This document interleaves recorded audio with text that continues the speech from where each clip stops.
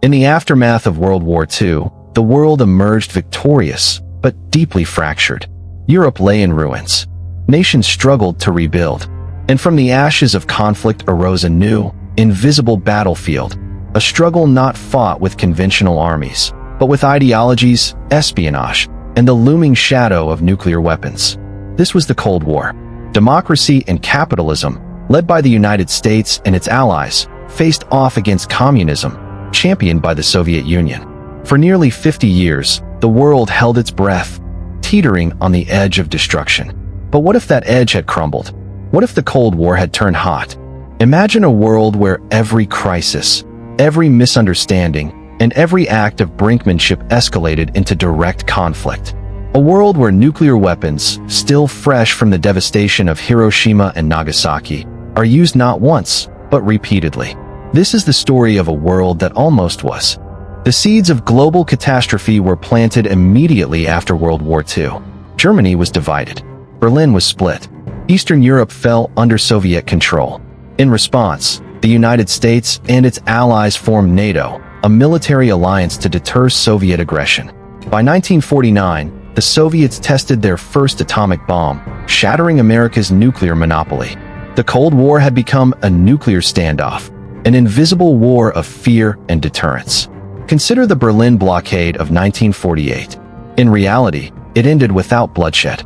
Supplies were airlifted, tensions cooled, and catastrophe was averted. But what if the Soviets had chosen force? What if tanks had rolled into West Berlin, met by NATO resistance? In this alternate timeline, conventional clashes ignite nuclear alarms. The world's first atomic weapons are no longer weapons of last resort. They are deployed against European cities. The Cold War turns hot, and Europe becomes a battlefield. The Korean War, beginning in 1950, was a critical flashpoint.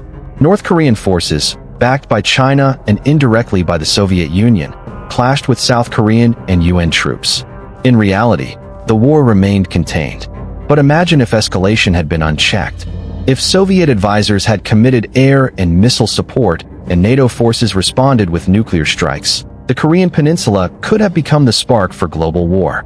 Cities in East Asia, Seoul, Pyongyang, and Beijing, would be reduced to rubble. The world's population would have faced unprecedented destruction. From this small peninsula, war spreads.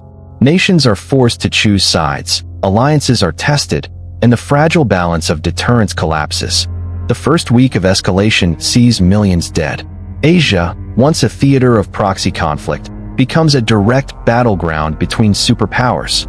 Perhaps the most famous Cold War confrontation was the Cuban Missile Crisis of 1962. In reality, back-channel diplomacy and restraint prevented disaster. But one wrong move, a misfired order, an accidental attack, could have ignited a global conflict. In our alternate timeline, a U-2 reconnaissance plane is shot down over Cuba. In response, the Kennedy administration orders airstrikes against Soviet missile sites. Khrushchev retaliates, launching nuclear-armed missiles toward Florida and Havana. Within hours, the first nuclear explosions devastate cities in the Caribbean. The chain reaction is unstoppable. NATO retaliates against Soviet cities, and the USSR responds in kind. Within days, millions are dead. Major cities across North America, Europe, and the Soviet Union are obliterated. Civilization teeters on the brink of extinction. Europe, the central stage of NATO-Soviet confrontation, is annihilated. London, Paris, Berlin, Warsaw, and Moscow are reduced to rubble. Conventional armies clash amidst the ruins, while nuclear strikes rain down on capitals and industrial centers alike. The scale of destruction is unimaginable. Europe's infrastructure collapses. Millions are displaced. The economy disintegrates. Famine and disease follow the blasts. What was once a continent of culture and history becomes a nuclear wasteland. The war does not remain confined to Europe. Asia becomes a frontline. Japan, Korea, China, and even India face nuclear and conventional attacks. The Middle East, a region of strategic resources, erupts in conflict as local powers exploit the chaos. Tactical nuclear strikes escalate into continental war. Cities are leveled. Refugee crises overwhelm neighboring nations. Global supply chains collapse. Economies everywhere falter. humanity faces a catastrophe that eclipses anything in recorded history. The United States, armed with thousands of nuclear warheads, faces an impossible decision: retaliate and risk annihilation, or restrain and risk strategic defeat. In our scenario, caution gives way to escalation. Washington, New York, and other major cities become targets. Dozens of warheads strike within days. Tens of millions die. Cities burn. Radiation spreads. The doctrine of mutually assured destruction becomes horrifyingly real. The consequences ripple across the world. Radiation clouds drift over continents. Agriculture collapses. Disease and famine claim millions more. Governments crumble. Civilization itself teeters on the edge. Survivors are forced into isolated safe zones, bunkers, remote regions, and isolated islands. Life is a daily struggle for survival. Civilization has been reset to its most primitive state, with humanity facing extinction on a global scale. The world avoided this nightmare only through restraint, diplomacy, and a few razor-thin margins of luck.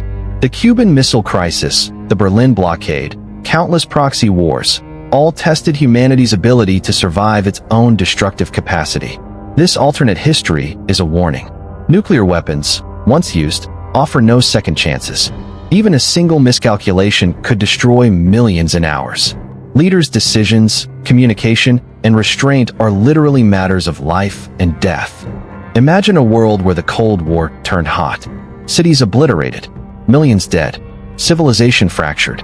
And yet, this world never came to pass.